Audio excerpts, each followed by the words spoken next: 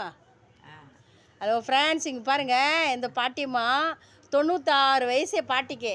காது நல்லா கேட்குது, நல்லா வாய் பேசுகிறாங்க, நல்லா நடக்கிறாங்க. அவங்க 100 வருஷம் நல்லா இருக்கணும். அப்போல்லாம் சாப்பிட்டு ஸ்ட்ராங்கு தானேம்மா இதெல்லாம் உடம்பு. அப்போ வந்து ரேஷன கடையில் துளுக்காணி சோளம். ஆமாம், அப்போ அதை உடச்சி ரவை கலரித்தோமோ. அப்புறம் எங்கள் அம்மா எங்கள் அண்ணன் செல்வாக்காய் என்ன வளர்த்தனாங்க எங்கள் வீட்டில், எங்கள் அப்பனுங்க அம்மாலாம். அப்புறம் வவுத்தால போயிடுச்சு, எங்கள் மாமியால் அடிச்சு விட்டாங்க எங்கள் அப்பன். எங்கள் அப்பன் கூட பிறந்து வைத்தான் எல்லாம்.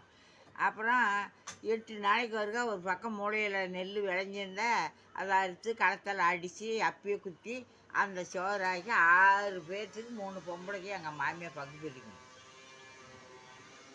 உக்காந்துச்சுன்னா அப்படி பிரிக்கும். அப்புறம் அந்த காலத்தில் கறி 2 கிலோ 3 கிலோ எடுத்து குழம்பு வச்சா அந்த தாங்கலு தோட்டத்தை தூக்கிட்டு 3 மூளைக்கு அடுக்கி வச்சிடும்.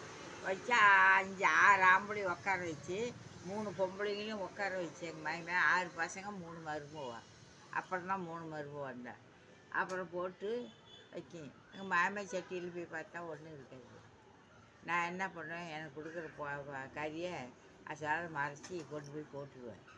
ஏண்டி போட்டேன் அப்படின்னு தின்னு எல்லாத்தையும் கொண்டு சும்மா கிட்டியா அப்படியுமே. அப்படி 8 நாளைக்கு ஒருத்தர் தான் கண்ணில் பார்க்க முடியும். சோளச்சோறு தான், களி தான், கம்மஞ்சோறு தான் அந்த காலத்தில் எந்த நோய் நொடியும் இல்லைம்மா. இல்லை, இந்த காலத்தில் சுகரு, பிபி, ரத்த கொதிப்பு. இப்போ எனக்கு இந்த 2 வருஷத்துக்குள்ளே தான் எனக்கு சக்கரை வந்துருச்சு. சக்கரை வந்துருக்குதா? அதுதான் சக்கரை மாத்திரத்துங்கிறேன். அதான் இப்போ ஒன்று 96 வயசு.